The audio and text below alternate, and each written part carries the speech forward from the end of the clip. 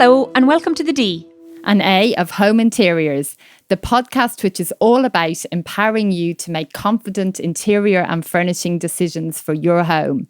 I'm Audrey, founder of Audrey Whelan Interior Design. And I'm Deirdre, founder of youfurnish.com, such 100 plus furniture retailers on one website. The DNA of Home Interiors is proudly sponsored by checkatrade.com. If you need help with your next home improvement project, you can search from over 39,000 recommended, vetted and monitored trades on checkatrade.com.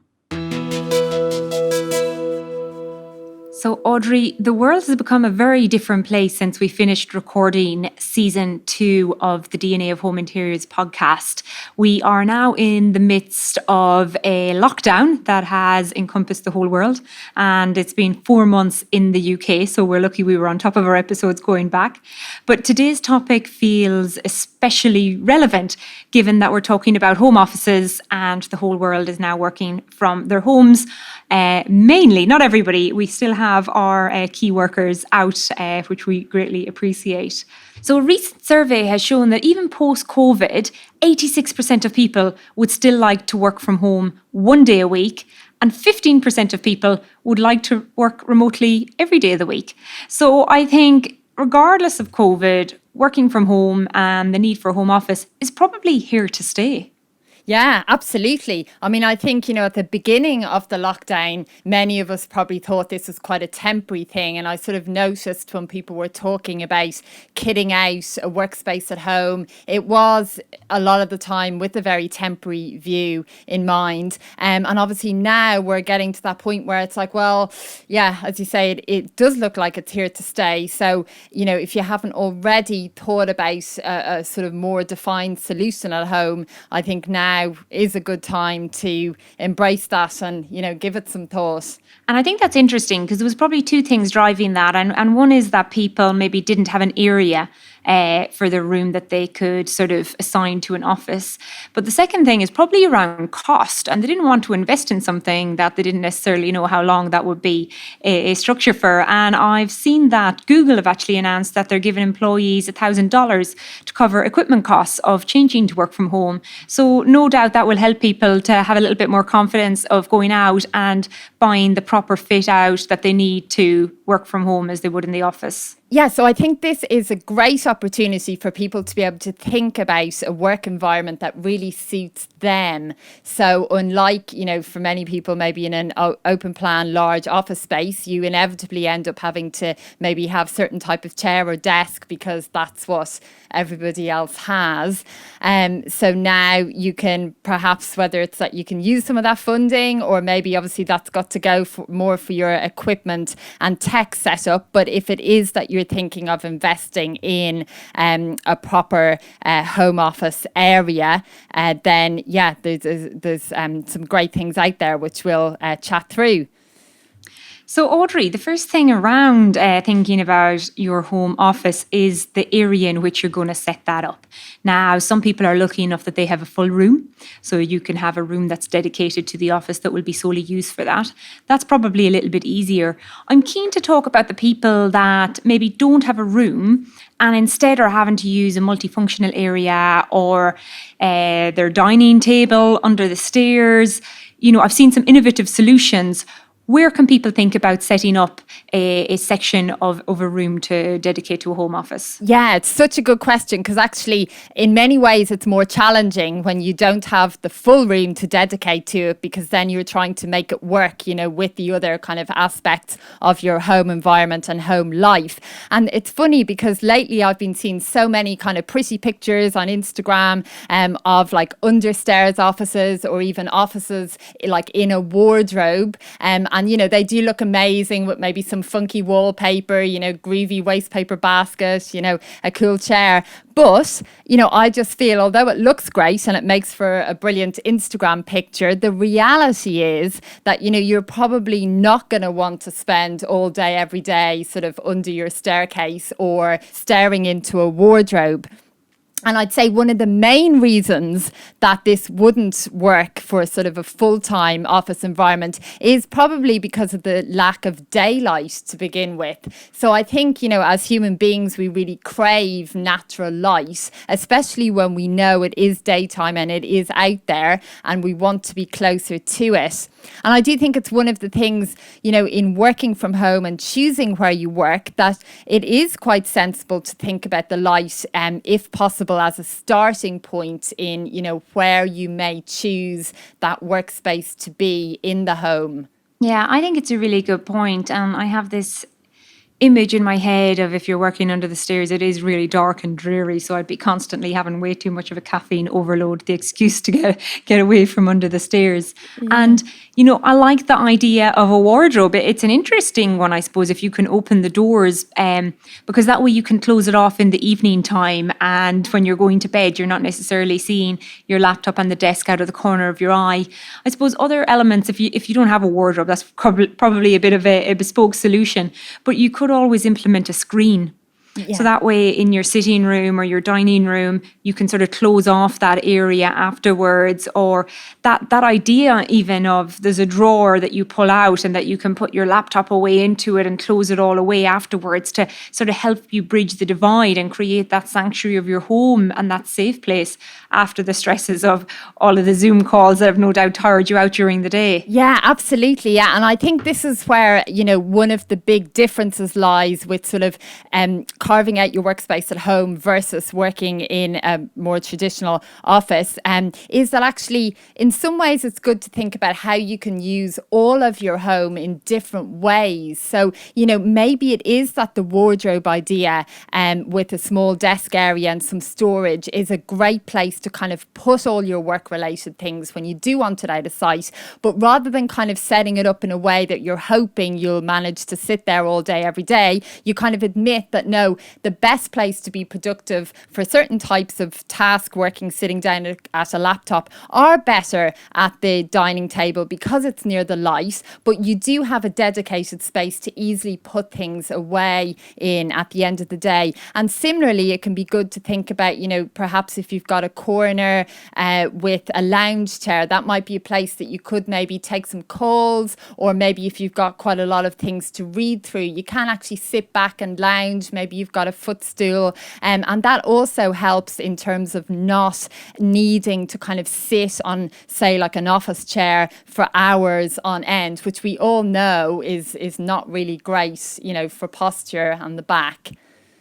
Yeah, and I quite like the idea of moving around because we are so stationary at work, but there's no need to be at home. It's just an embedded sort of action, but it's probably not natural for us.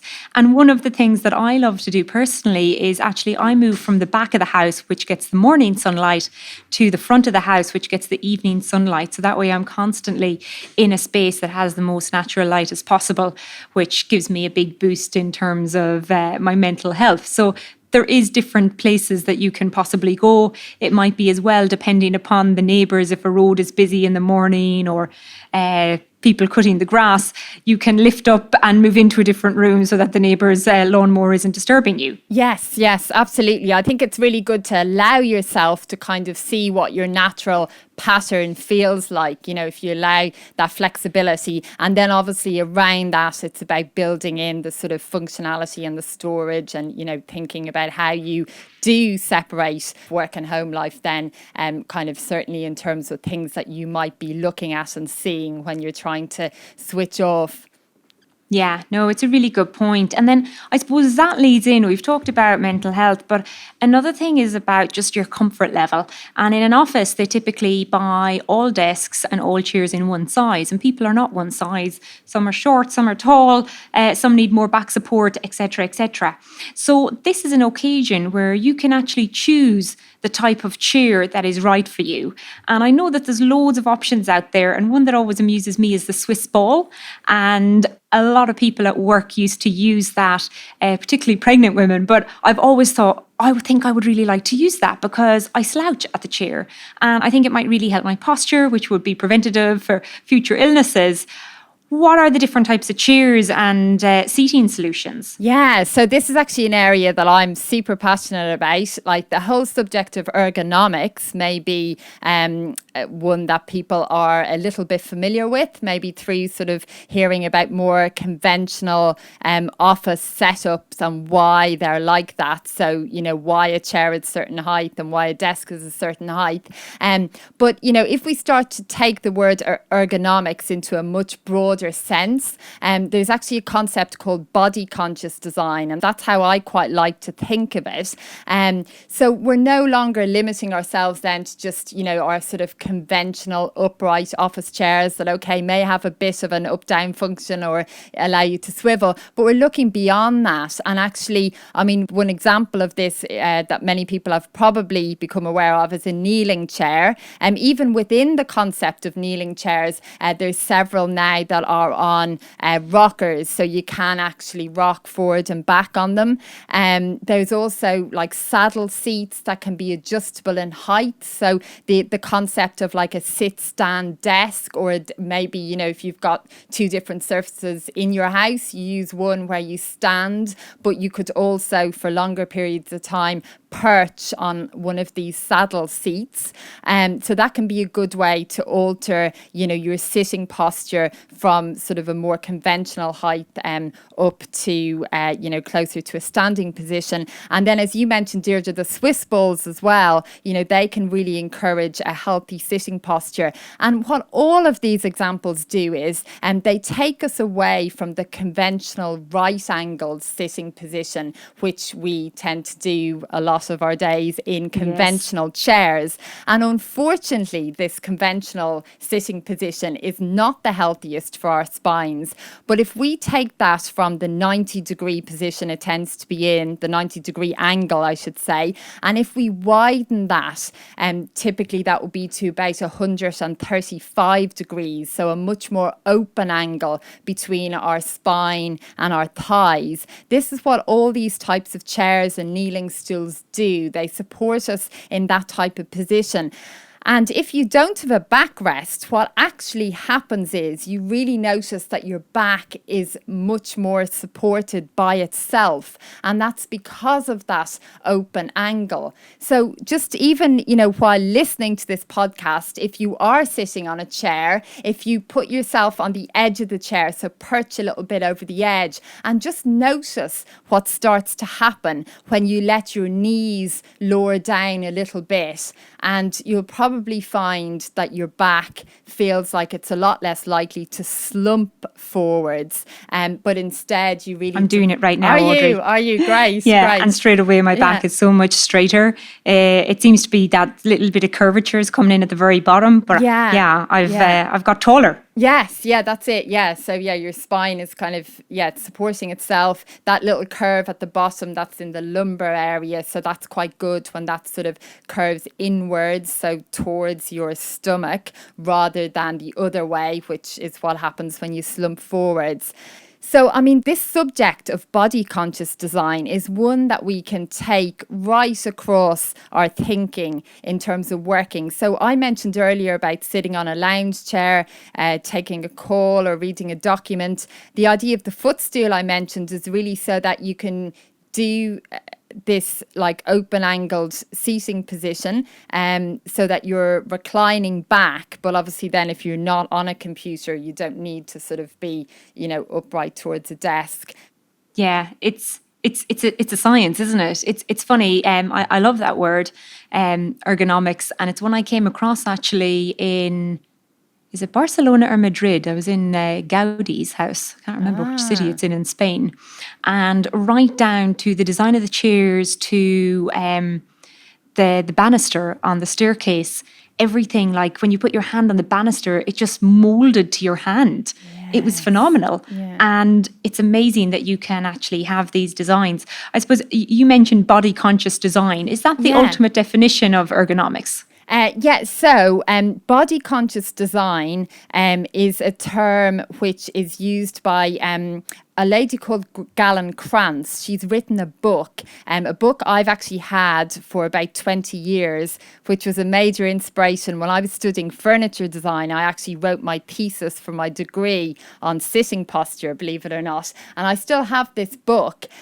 So Galen Krantz is a body conscious design consultant in America. She's on Instagram now as well. And the book is called The Chair, Rethinking Culture, Body and Design. So I guess what you'd really say is, ergonomics is probably the, more traditional word, but body conscious design is really a term to encourage us to think even wider than, what pure ergonomics suggests. So, I would recommend that book to anybody who is curious about the subject. It's a really easy read, a really enjoyable read. It very much challenges, the chair sort of came to be what it is today, the sort of conventional chair, really much more through status rather than through designing for what the human body really does. It's so interesting. And I suppose the chair is no good without the desk that you're probably going to sit at. And I know that a lot of offices now are providing the desk which can actually adjust in height so that you can stand after lunch or for a portion of your day. And in particular, when people are taking calls, I think they like to stand and just sort of stretch the legs and move about a little bit. So is it worth investing in an adjustable height desk in your home? Or are there other things that we can do? And I'm thinking about maybe you can have a shelf that's above the desk where you can still see the screen if you are on a Zoom call, but maybe that way you can stand. So there's other solutions that you could implement. I think I've seen some people stacking old phone books, if anybody still has them, or other solutions, suitcases and just something to prop up the laptop and make it that little bit higher. Yeah, absolutely. And even just, very simple things like thinking about your kitchen work surface height is much closer to standing height than a conventional table height. I've actually used that for calls. Yeah. So, and going between the two. And I think, the big message here is not so much that you need to invest in really expensive kneeling chairs and solutions if that's sort of beyond your budget, but more to think about how you can diversify and vary your posture, as you go through the day. Because, one of the really fascinating things I came across when I was writing the thesis I mentioned on sitting posture was I was so curious to know, why is it that so many of these fascinating body conscious design chairs have been around in some cases since the 70s, but yet you don't see them a huge amount. And when I started to interview people in offices, people suffering from back pain, a lot of people admitted that actually they had tried them and they did find them really helpful, but there was a stigma around using them that they felt, that they didn't want to sort of, that was the reason why they didn't want to use them, in their office. So one guy actually had a kneeling stool and it was tucked under his desk, and he was in an office that had a small meeting table, and he said, well, if I don't have meetings, I use it, but then when I have a meeting, I sit at my desk on the regular chair.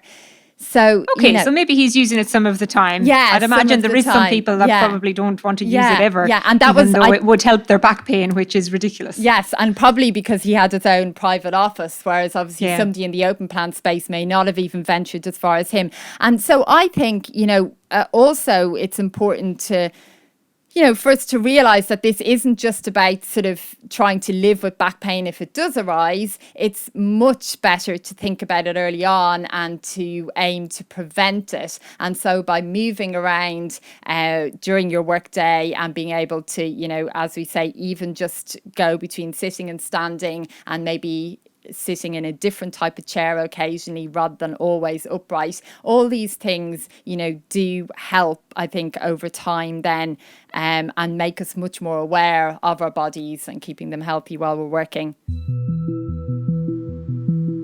Quick shout out for our sponsor, checkatrade.com. Search recommended tradespeople online with checkatrade.com. I think it's it's actually recommended, Audrey, that we move as often as every 30 minutes. It's actually really frequently. It might even be 15 minutes. Do you know what the stats are on that? Actually, it's definitely not sort of morning coffee, lunch, afternoon coffee, home. No. I mean, I don't know the exact stats. I know I did read something recently about 10 minutes, which seems, a bit too frequent. But I think what's also important to consider is, not just the getting up and moving around, but, maybe every 10 minutes, just that you do some kind of movement. So that can even be making sure that you move your, wrists and arms, and that if you're using a mouse all day, that you don't just kind of keep your hand in that position. So I think some of these stats refer to the kind of more the micro movements, because, what's so interesting about office design is that, a lot of the things that we still use, particularly when we're in that open plan or sort of, more corporate office environment, with many people around us, is that the environment historically is kind of set up for productivity. So, it's about having the phone near your hand, the mouse near your hand, any files you need are accessible, while sitting on your chair. But what we really need to think about is that balance between everything being super near and some things being maybe a little bit further away, so that you do have the natural kind of reason to get up and move around. Yeah, and that was actually my next point. So I suppose it depends on the person and their type of work, but often people have a phone. And I remember at work they came and they told me my phone was on the wrong side because I'm right-handed and it was on the left-hand side. Never really thought about it, to be honest. But if you are grabbing for it, that's sort of stressful on your body over time. So if you're going to have headsets or different wires for printers, making sure that there's no trip hazards, especially if there's other people in the home and maybe, they are going across a walking path from the dining table to the plug. So there's little things like that we should consider. But I know as well, if you're looking at the desk, you're probably wondering, do I need drawers in it? Do I need a filing cabinet? And again, it will depend on the type of work that you do. But if there's documents that you're constantly reaching for, it's quite handy to have them accessible, that you don't necessarily need to be moving and getting up from your seat all of the time. If you need a printer, is it close and accessible? All of these things are actually going to come into factor, and it probably leads back to the job that the person does. But what would your advice be on that? Yeah, so my advice would be to think about how often you do these tasks. So, there was a time where I even remember being in offices printing like probably every 2 minutes all day. I thought you were going to tell me sending a fax there. Oh, yeah, well, that too. I do remember that, yeah. But I never actually had that right by my desk. But in terms of printers, yeah, I would have been in jobs before where I had a printer by my desk and, used it, as I say, very, very frequently. But as time has moved on, I think we're all conscious of printing less for environmental reasons, and also the technology is there now to allow a lot of us to, not need to rely on sort of paper format as much. So therefore, there's offices now where people don't have printers by their desks, and that does require getting up and walking around. But that can be a good thing, as I say, as long as it's not a task that you need to do very frequently. I would say it's not a bad idea at all to have that printer somewhere else, that it does encourage you to have that little walk back and forth. And then similarly with, filing cabinets or paperwork, if you access them, several times an hour, yes, you're going to want them beside you. If only now and again you need to reference a paper file, then no harm, as I say, just like the printer, to have that a walk away. And of course, in the home, it's not like you're going to always be able to have these things right around your desk anyway. If it's that you're carving out some workspace amongst a living space, it may be that, for example, files need to be kept in a sideboard, along with some of your household items. Yeah, it's a very good point. Now, the next thing I want to chat about is lighting. So we've talked about natural lighting. Unfortunately, it's not always possible, or if you work more obscure hours and into the late evening, depending upon those night owls out there.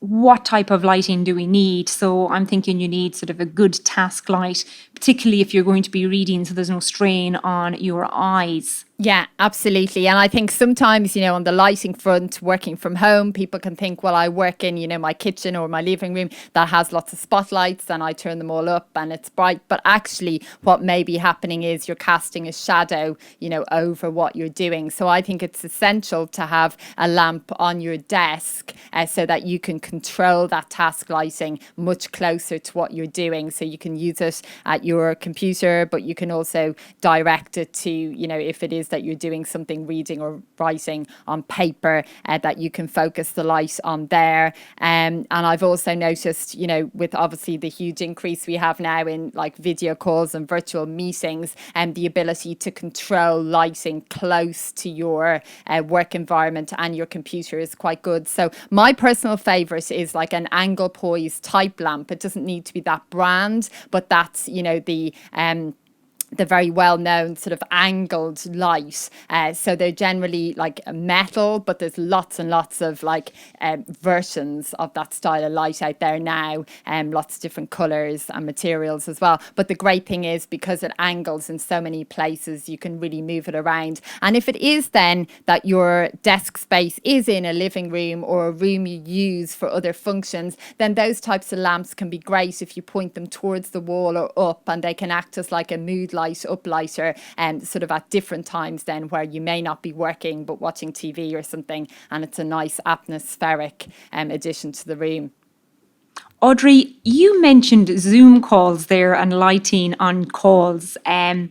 This is a new phenomenon, isn't it? The amount of time that we spend on front of colleagues. I think we're all feeling a bit liberated by not necessarily having to wear makeup every day and have guys with the shorts on under the shirts. There's a few things that we can do actually to make our backgrounds look quite nice and appealing, and a few things that maybe we don't want to do. Now, I'm thinking about the beautiful bookcases that I've seen. I've seen some amazing plants, some beautiful paintings, and I've also seen some pictures of children and different things like that. So there is a case that maybe you want to keep those more private things out of the background. So it's important probably to think about what can others see when they're looking down through the computer lens and into your space. What would you advise people to do in that scenario? Yeah, well, this is certainly a hot topic at the moment, isn't it? And I feel when I've been tuning in to things on the BBC and so on, I do have a giggle now and again at some of the backgrounds. And I think the funniest for me was when somebody clearly had sort of tried out the camera angle, perhaps on a different platform, and then got caught out because although it was quite tidy and neat behind them, you could see on one side there was the leftover coffee and teacups, and on the other side of the screen there was the laundry basket, which I don't think were meant to be in view. So I've seen a few unmade beds. Yes, yeah. I mean, I've seen all kinds of stuff and all the... No judgment, of course. No. But, if you do want to give a consideration, I think, well... I looked this up a while ago. I thought I'm keen to know if there's any statistics yet. And I did read a very fascinating article which said that people were interviewed, surveyed rather, on their preferences when they're on a call with somebody. And the results, I thought were quite fascinating because, as I would have expected, sort of the really, really busy backgrounds with maybe 500 books and things looking like they're about to fall off shelves on top of somebody's head are not so appealing. They're quite distracting. But then, I would have thought maybe a plain, sort of white or cream wall, would that be ideal? But actually, this article was making the point that people surveyed said they found it almost gave a lack of trust, that they couldn't establish a sense of where that person was. So Interesting. So the conclusion was actually that it's a good idea to have some things in the background to give the viewer kind of a sense of, where you are and who you are, I guess. But obviously, important that they're not really personal things. So yeah, the family photos, I'd say, don't have, and that it's not too cluttered, or, with the masses and masses of books, maybe. I mean, I find I sort of start tuning into what the book titles are rather than perhaps listening to what start looking, I've read that one. That's really good. So I think, a few objects. I think plants are great. We're all, seeing and reading and probably just observing through imagery, even if we're into interiors, sort of the real influence influx in plants at the moment in interiors. And, you know, it is really good and really healthy, and the concept of biophilia and all that. So, you know, I think it's very pleasant to look at. Not too many, though. And, you know, perhaps, a picture on the wall or something. And I think it might be a step too far for some people, but, you know, if you do need soundproofing or a few soft furnishings, particularly if you're in an echoey space, that can really just help absorb the sound. One thing I think is my pet hate from Zoom calls is actually those people that have no background. You know, they sort of superimpose a background. Oh, yes. And you can see this like little halo of when they move their head because they've got that little element. You don't know where they are at all. Yes. But it's quite interesting, actually, and it's quite nice to get an insight into people, but it's just making sure that you're cognizant of what image you're presenting out, and are you okay with that, or maybe there's some personal or private information that you'd rather not show, so do a check around first. Yeah, absolutely. Yeah, it's funny with those virtual backgrounds, because I thought they sounded so good in the beginning, but after reading that article, I thought I bet they sort of fall into that category, perhaps, of slightly less trust, and do they? You like. Well, it didn't actually say that, but I'd imagine it. You know, I would probably think, well, what do you have to hide? I want to see what's under there. Yeah, I'd be a bit like that as well, I must admit. So that's probably, it's subjective as well to everybody. Yeah. So some people really like them. So Audrey, that's been absolutely amazing to think about everything that every person pretty much, apart from those people that are still the keyline workers that are out doing their roles. But most people have had a pretty impressive adjustment in their working lives. And hopefully those tips on the office furniture has been helpful. And of course, please let us know your thoughts as well. Get in touch and leave us a comment if you liked it or you want to discuss anything further. If you enjoyed our podcast, we would be delighted if you could rate, review, and subscribe on your favourite podcast provider. This will help others who are seeking home and furnishing advice and inspiration discover the DNA of home interiors. You can find us on Instagram, Facebook, YouTube, and Twitter at the DNA of Home Interiors. If you are looking for inspiration and help in designing your home interiors, take a look at Audrey Whelan's masterclasses on audreywhelan.com/events. And don't forget to check out youfurnish.com, a search and comparison website which helps connect people with amazing furniture from over 100 retailers. We designed it to solve the problem we and thousands like us faced furnishing our homes. And now we are really excited that everyone can search, discover, compare and shop for their home all in one place. Thank you to our sponsor checkatrade.com for their support in bringing this episode to you. And most importantly, thank you all for listening today. We hope you can join us next time.